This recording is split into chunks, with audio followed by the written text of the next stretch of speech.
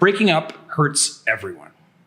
But depending on their personality, it can hurt different people in different ways. Today, we're talking about no contact and the reason it works so well on the avoidants among us. I'll prove to you why no contact is the approach that you do want to take if you want your avoidant ex back, but also how you'll need to modify it for this specific situation. But first, what does it mean to be an avoidant? Basically, avoidant attachment is a psychological quirk that makes it difficult for people to connect with others. People with avoidant attachment, avoidance, find emotional intimacy to be too intense, so they tend to pull away, stonewall, and give the silent treatment to the people that they care about. So if you've ever felt like your partner was, had one foot out the door, if they've ever gone ice cold out of nowhere, or they've avoided intimacy and closeness, chances are they're an avoidant. Avoidants are individuals who value their independence above all else. They have a deep-seated fear of vulnerability and often see emotional closeness as a threat to their autonomy. But they're not loners.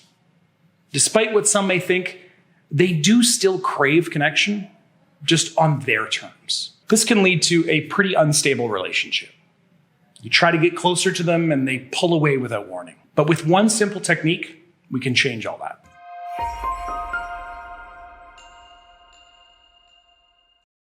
I think of it this way.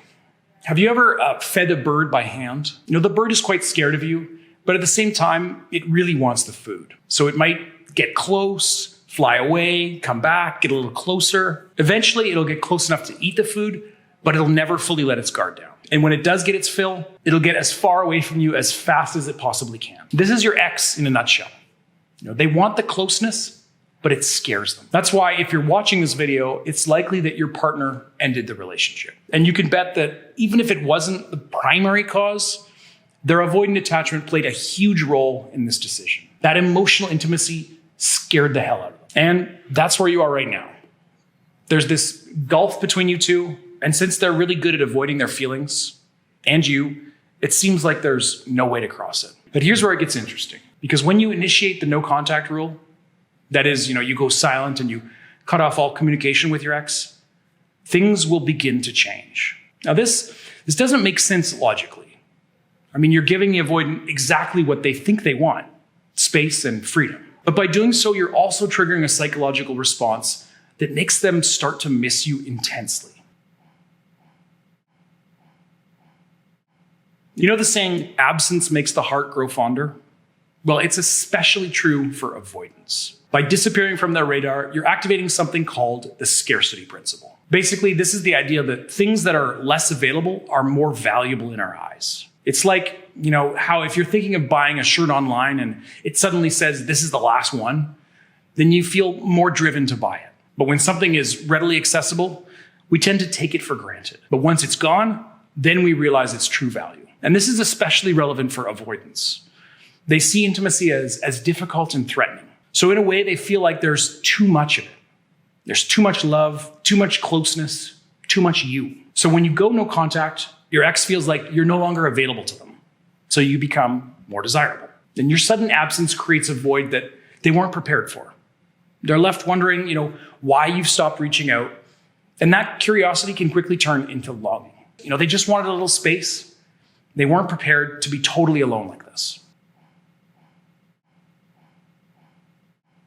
Now, avoidants might act aloof, but deep down, they fear abandonment just like anyone else. In fact, avoidants actually fear abandonment more than the average person. As we've said, avoidants struggle to form connections to other people because of their tendency to run away from closeness. Most avoidants are painfully aware of this pattern, and they know that they're the root cause of this problem. So when they lose someone they care about, they feel totally responsible, and that can be really crushing, since they know that if they could just accept the love they were given, they'd still have you in their life. So more than the breakup itself, going no contact triggers this fear in a huge way. They start to question if they've lost you for good, which will make them miss you and want you back like nothing else. So to give you a real life example, Sarah and Mark dated for 6 months. Mark was an avoidant, and whenever things started to get serious, he would pull away, leaving Sarah feeling insecure. And after their breakup, Sarah decided to go no contact. 2 weeks in, Mark started liking her old photos on Instagram and eventually sent her a text saying, "Hey, just thinking about you." By stepping back, Sarah allowed Mark to face his fear of losing her, prompting him to reinitiate contact. Sarah wanted him back so bad, but she thankfully followed my advice and played it cool. And over time, they were able to reconnect, and I'm happy to report, as of the last time I talked to them, they're now back together.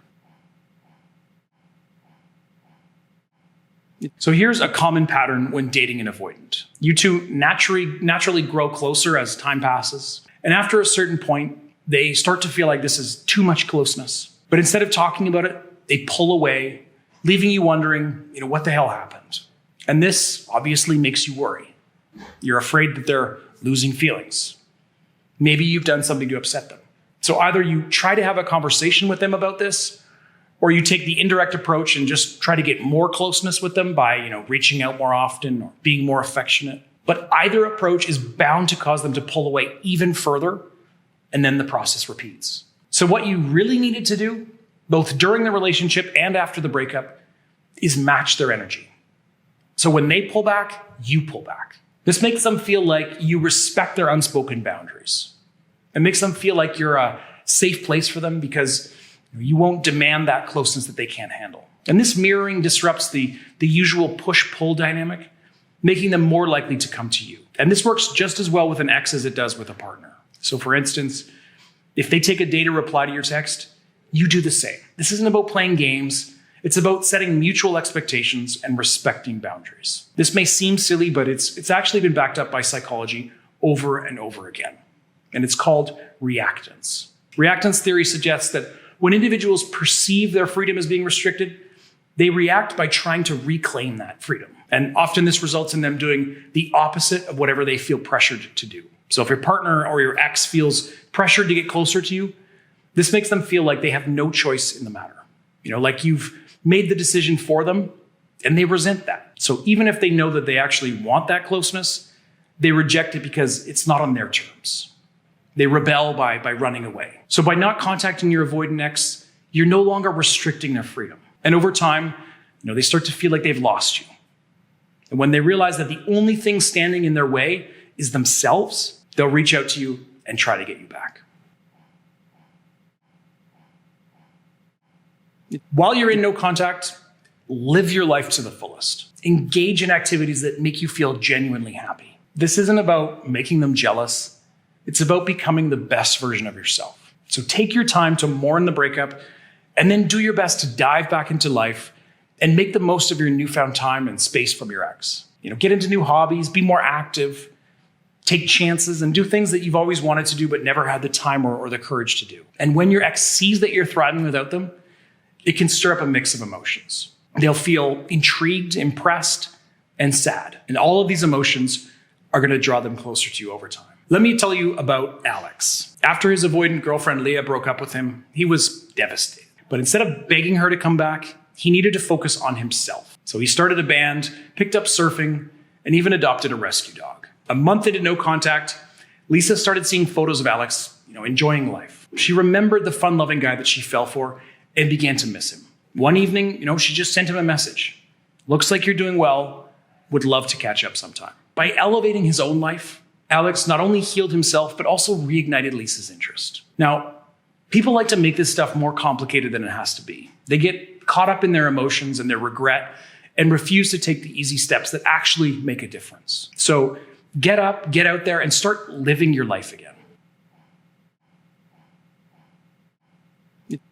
Avoidants cherish their independence. So by demonstrating that you respect their need for space, you reduce their fear of being smothered. So when you do reestablish contact, keep those first interactions light and pressure-free. So for example, if they reach out, you might respond with a friendly but casual tone.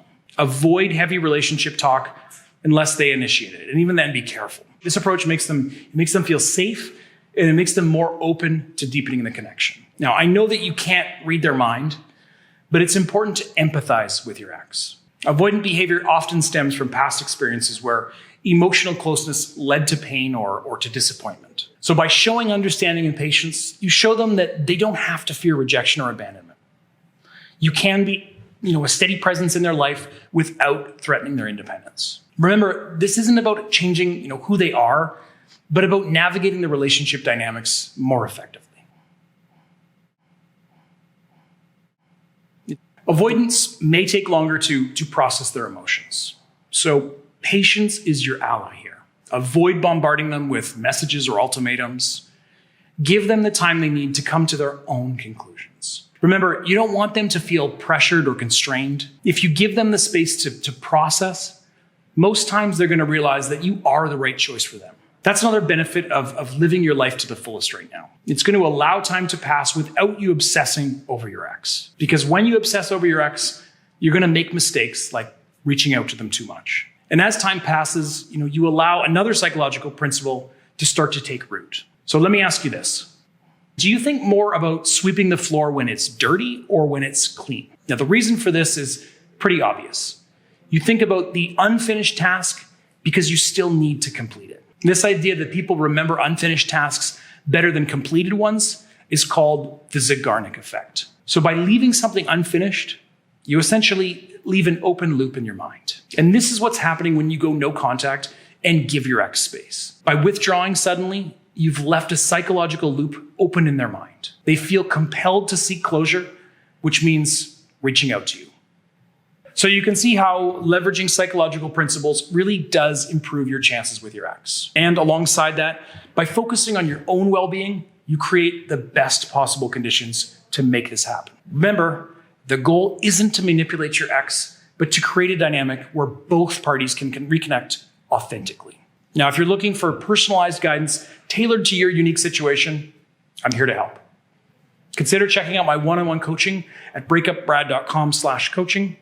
And together, we can develop a strategy that will actually work for you. Sign up to start talking to me today. Again, it's all at breakupbrad.com/coaching. Thank you for joining me today. If you found this video helpful, please hit that like button and subscribe for more insights. Your support means the world to me. Stay strong, keep growing, and I'll see you in the next video.